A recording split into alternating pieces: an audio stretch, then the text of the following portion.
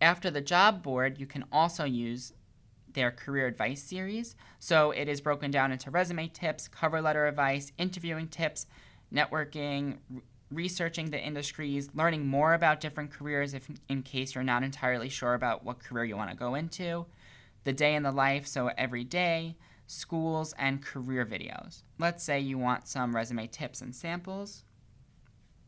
You can click this tab and there's going to be a bunch of different samples, sample resumes you can view, and a few different videos that you can play. So things to take off your resume is probably something important. Basics for your resume to make sure that you have what you're supposed to have.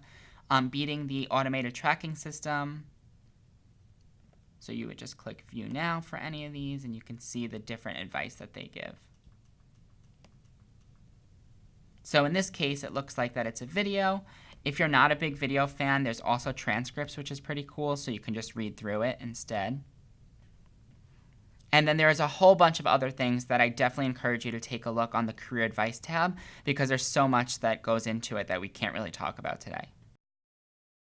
So if we look at the blog, this is almost similar to a career advice tab, but it's a bunch of different articles that we can look at. Depending on the field, it might be relevant for the positions that you're looking at.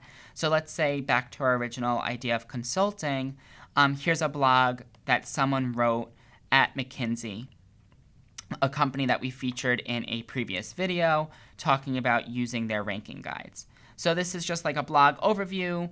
It looks like it was written by the company, but perhaps also someone that incorporated some information into it that talk about why it's really great to work there.